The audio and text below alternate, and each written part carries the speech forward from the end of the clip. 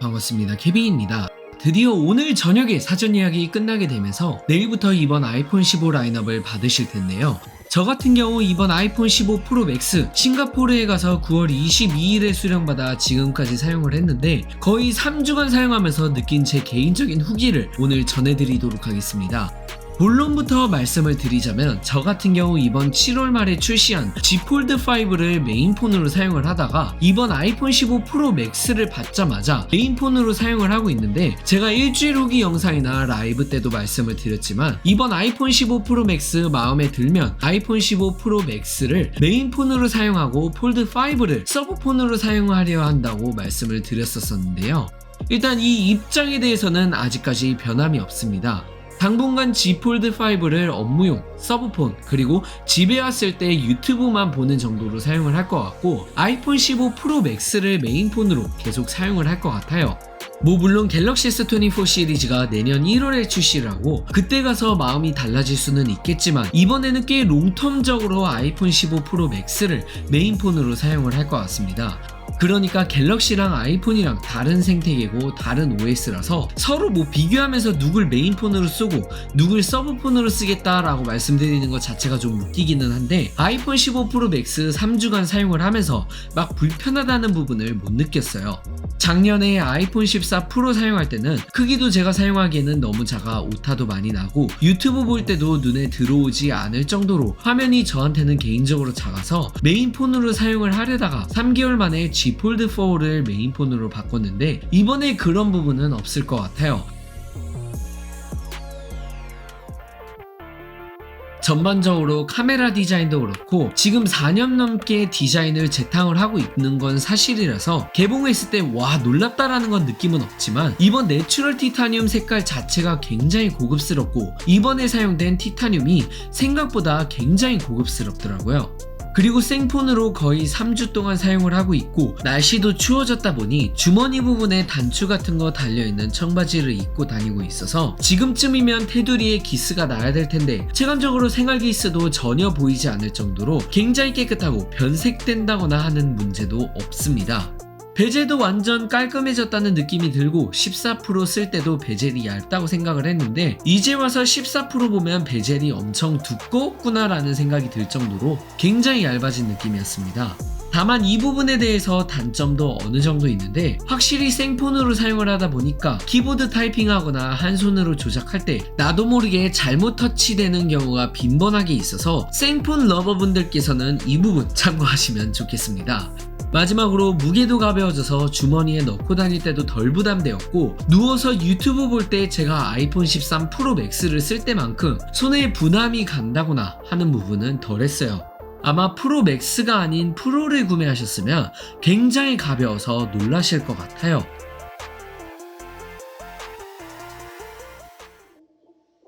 USB-C 부분과 액션 버튼도 간단하게 말씀드릴 게 있는데 확실히 USB-C 포트가 탑재되니까 제가 갤럭시 탭 S9도 있고 Z 폴드 5도 있다 보니까 라이트닝과 C 케이블 두 개를 굳이 들고 다닐 필요도 없고 여행 갈 때 케이블 하나만 들고 가면 되니까 좋더라고요. 그리고 이번에 제가 아이폰 15 라인업 액세서리들을 소개해드리는 영상 대부분이 이번 아이폰 15 프로 맥스로 촬영을 했는데 파일 제 PC로 전송을 할 때도 USB 3.0 수준이어서 굉장히 빨랐어요. 제가 이번에 아이폰 15 프로 맥스를 처음에 받아서 처음으로 충전할 때 C 케이블 사용하니까 뭔가 기분이 오묘하고 별것도 아니고 C 포트로만 바꿨을 뿐인데 어이가 없어서 웃음이 나오더라고요. 아마 저처럼 똑같은 느낌 드시는 분들 많지 않을까 싶어요. 액션 버튼은 솔직히 말씀드려서 잘 모르겠습니다. 전 무음 기능 전환 기능을 사용하고 있는데 한 2초간 꾹 눌러야지 전환이 되다 보니까 무음 슬라이더보다 좀 느리게 전환이 되는 느낌이 없지 않아 있고 물론 기존 무음 슬라이더에서는 오직 무음 전환만 됐었고 이번에는 액션 버튼이 탑재가 되면서 단축어 앱 사용하거나 카메라 앱을 키거나 다양한 기능들을 사용을 할 수는 있다만 꾹 눌러서 액션 버튼을 활성화하는 기능밖에 없다 보니 그렇게 유용하다라는 느낌은 안 들더라고요. 차후에 iOS 18 때 살짝 눌러서 다른 기능을 실행시킨다든지 아니면 두 번 눌러서 카메라 앱을 실행시킨다든지 하는 기능이 생기면 좋을 것 같아요. 그리고 프로맥스가 전체적으로 외형이 좀 크다 보니까 한 손으로 잡았을 때 뭔가 액션 버튼 누르려면 좀 부자연스러운 느낌도 없지 않아 있었습니다. 성능과 배터리 부분 말씀드리자면 일단 성능은 뭐 말할 것도 없이 역대 원탑이고 저처럼 게임 같은 거 잘 안 하시면 전혀 성능 부분에서 문제가 없을 것 같습니다. 다만 발열은 솔직히 무시 못하겠어요. iOS 17.0.3으로 업데이트하면서 어느 정도 나아지긴 한 것 같은데 큰 체감은 역시나 못하고 있고 제가 14 프로 썼을 때보단 조금 더 뜨거운 느낌이었습니다. 유튜브 쇼츠 잠깐 10분 동안 봤다고 후면 카메라 섬 오른쪽 부분과 볼륨 버튼이 있는 부분이 40도까지 올라갔고 전화를 하던 인스타를 보던 유튜브를 보던 최고로 올라갔던 건 44도까지 올라갔던 것 같습니다. 물론 이거는 개인차가 있고 커뮤니티나 주변 유튜버분들 의견도 들어보니까 다 느껴지는 게 달라서 이건 자세하게 말씀드릴 필요가 없을 것 같고 다만 발열 부분에서 굉장히 민감하시면 충분히 느끼실 수 있을 정도가 되지 않을까 싶습니다. 대신 배터리는 체감적으로 굉장히 오래가는 느낌이었어요. 제가 진짜 3주 동안 쓰면서 보조 배터리로 중간에 충전해 본 적이 단 한 번도 없었고 AOD 활성화되어 있고 밝기 자동으로 사용을 하고 있는데 아침 8시에 가서 저녁 10시까지 사용을 하고 집에 들어오면 20-30% 정도 남아있는 수준이고 스크린 온타임 기준으로 평균 5시간 정도 사용을 했던 것 같습니다.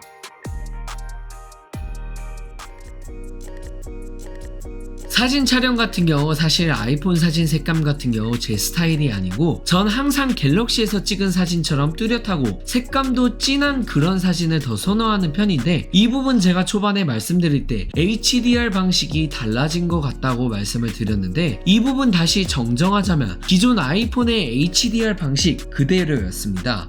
그런데 12메가픽셀로 찍혀지는 게 아닌 1배에서 1.5배 사이에서 촬영을 했을 땐 24메가픽셀로 기본적으로 촬영이 되다 보니까 줌을 당겼을 때 사진이 뭉개져 보이지 않고 200% 정도 확대했을 때 어느 정도 선명하고 뚜렷하다 보니까 좀 다른 느낌이 들더라고요.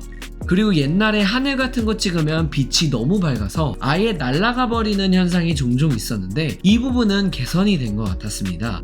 이번 15 프로 맥스에만 탑재가 된 5배 광학줌을 지원하는 마운트 카메라 같은 경우 그렇게 막 잘 사용 안 하게 되더라고요. 3배 광학줌 지원하는 마운트 카메라가 탑재된 14 프로 때 마운트 카메라를 오히려 잘 썼던 것 같고 5배라는 영역 자체가 진짜 애매한 것 같아요. 적당히 줌을 당겨서 촬영해야 할 때는 2배로 줌을 해서 촬영을 하거나 아니면 화질을 포기하고 3배 디지털 줌으로 당겨서 촬영을 해야 했고 5배는 또 너무 강하게 당겨지다 보니까 사용할 상황이 그렇게 많진 않았던 것 같습니다. 2배와 5배 간의 타협점이 없어서 오히려 5배 광학줌이 일부 소비자들한테는 더 독이 될 것 같다는 생각이 들더라고요. 밝은 환경에서 찍을 때 5배 마운트 카메라로 촬영을 하면 꽤 선명하게 나와서 괜찮은 것 같고 저조도 환경에서는 좀 노이즈가 심해지는 건 사실인 것 같아요. 이런 특이한 상황 제외하고 광각 카메라로 촬영할 때는 저조도든 밝은 환경이든 굉장히 선명하고 나쁘지 않게 나오는 것 같고 며칠 전에 제 집 근처에 있는 한강공원에서 조깅하면서 날씨가 너무 좋아서 사진 몇 장 찍어봤는데 이제는 거의 뭐 미러리스 카메라 들고 다닐 필요 없을 정도로 굉장히 많이 발전했습니다.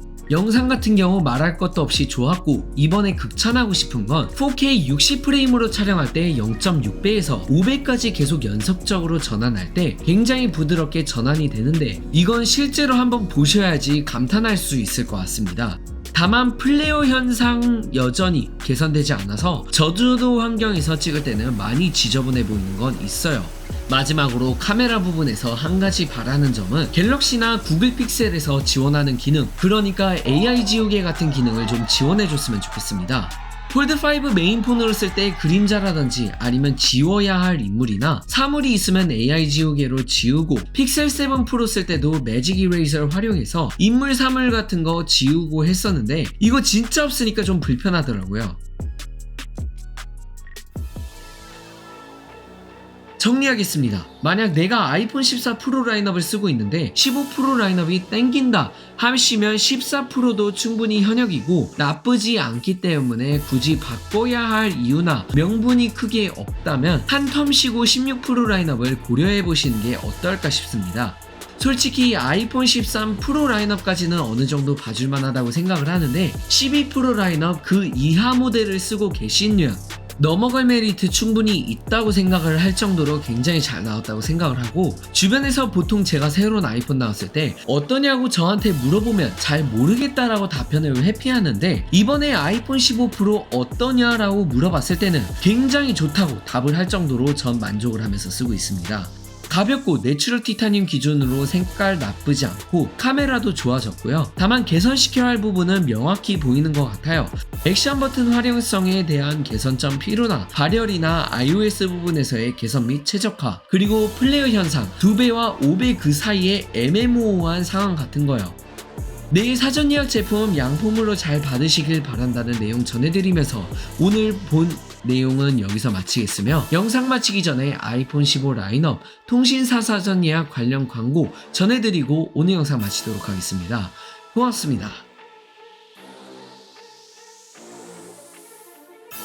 이번 9월에 발표될 아이폰 15 라인업 통신사 사전 예약 광고는 처음으로 폰의 달인과 함께합니다. 애플 같은 경우 삼성과는 달리 사전 예약 사은품이나 혜택이 크게 없지만, 폰의 달인에서는 통신사 사전 예약 시 단독 기기값 할인 혜택을 받으실 수 있습니다. 단독 기기값 할인이나 닌텐도 스위치, 애플워치, 에어팟 프로 2세대와 같은 사은품을 선택하여 받으실 수 있고, 거기에 추가로 기본 통신사 선택 약정 25% 요금 할인도 당연히 받으실 수 있습니다. 단순히 사전 예약에 대한 알림 수신만 받도록 신청을 하는 것으로 고정 댓글에 있는 링크를 클릭하여 사용하는 통신사를 선택한 후 알림 신청 버튼을 누르고 원하는 모델과 정보를 입력하면 알림을 받으실 수 있습니다.